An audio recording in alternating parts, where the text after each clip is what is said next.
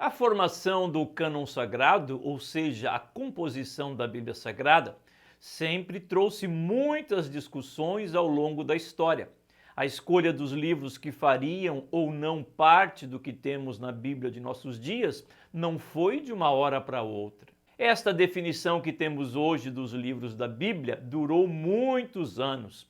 A própria Epístola de Tiago, nos tempos da Reforma Protestante, sofria inúmeras críticas, até mesmo por Lutero, acerca da inspiração da Epístola de Tiago, unicamente por Tiago falar que a concretização da fé são as obras. Tiago não afirma que a salvação é pelas obras, mas afirma que o que demonstra nossa fé são as nossas obras. Alguns livros, mesmo que hoje façam parte da Bíblia Sagrada, mesmo assim, alguns ainda sofrem sérias críticas se são ou não são livros inspirados por Deus, como é o caso de um dos livros poéticos do Antigo Testamento, o Livro de Cantares de Salomão, ou simplesmente Cântico dos Cânticos. Olá, tudo bem com você? Sou Moisés Brasil e seja bem-vindo aqui no canal. Este vídeo faz parte de uma série de vídeos denominada Os Livros da Bíblia Sagrada. Assim, cada vídeo apresenta um dos 66 livros da Bíblia. E peço a você para se inscrever aqui no canal e compartilhar este vídeo com outras pessoas que, assim como você, gostam muito de estudar a Bíblia. A Bíblia Almeida Revista e Corrigida apresenta o título deste livro como Cantares de Salomão. Outras Bíblias, como a Nova Versão Transformadora, NVT, Nova Versão Internacional, NVI, Almeida Revista e Atualizada e outras mais, apresentam o nome do livro como Cântico dos Cânticos. No texto da Bíblia hebraica aparece Sir Hashirim, ou seja, o Cântico dos Cânticos, trazendo a ideia de superlativo de modo semelhante ao Santo dos Santos. Isto é, usa-se Santo dos Santos no lugar de Santíssimo, que é o superlativo de santo.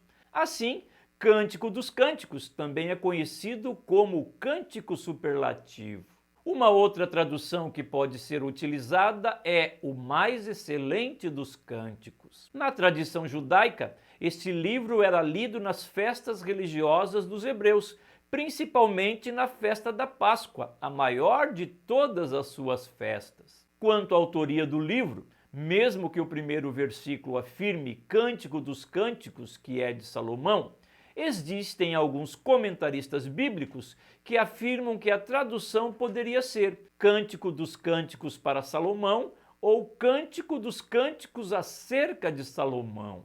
Mesmo assim, o nome de Salomão aparece em outras partes do livro, fazendo com que a maioria dos intérpretes bíblicos afirme que a autoria é dada a Salomão, filho do rei Davi. Outra característica que aponta para a autoria de Salomão é a citação de animais e plantas exóticas que, segundo os eruditos bíblicos, Salomão, quando era rei, desenvolveu pesquisas nas áreas da flora e da fauna daquele tempo. Quanto à data em que o livro foi escrito, alguns apontam a época do rei Salomão, ou uma data posterior a Salomão, como sendo uma compilação destes cânticos de Salomão.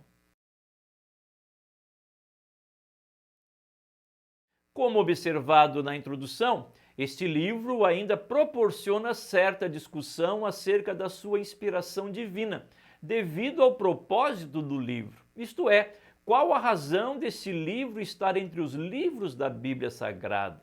O propósito do livro tem levantado certas dificuldades aos intérpretes bíblicos, devido principalmente a certo apelo sexual aos olhos do mundo ocidental. Diante do mundo oriental, as situações narradas no livro são comuns ao povo da época. No entanto, como afirmado, aos olhos de uma cultura ocidental, o conteúdo do livro tem certa discussão. Aqueles que defendem Cantares como um livro inspirado por Deus, por isso está dentro do cânon sagrado, a Bíblia, é uma manifestação da beleza e verdade de um amor puro de um homem para com a sua mulher amada. Desta maneira, a interpretação mais aceita acerca do conteúdo do livro é o retrato do amor de Cristo para com a sua noiva, a sua amada igreja. Assim, dentre os inúmeros quadros de organização do conteúdo do livro de Cantares, pode-se afirmar a seguinte ordem.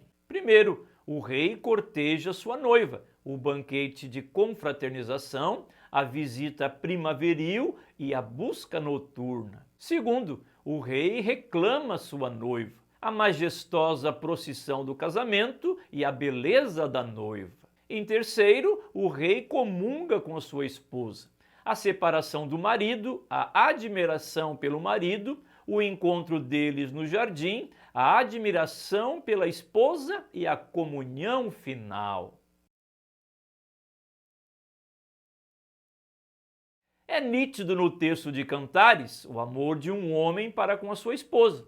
Este amor é o retrato dentro de uma cultura oriental dos tempos de Salomão. Assim, para se ter uma compreensão melhor do sentido do livro de Cantares, é necessário mergulharmos numa cultura oriental, desde o cortejo, o casamento, a festa de casamento e as núpcias. Tudo isso tendo em mente o encontro do Senhor Jesus Cristo com a sua amada noiva, a sua igreja. Um abraço e até um próximo vídeo.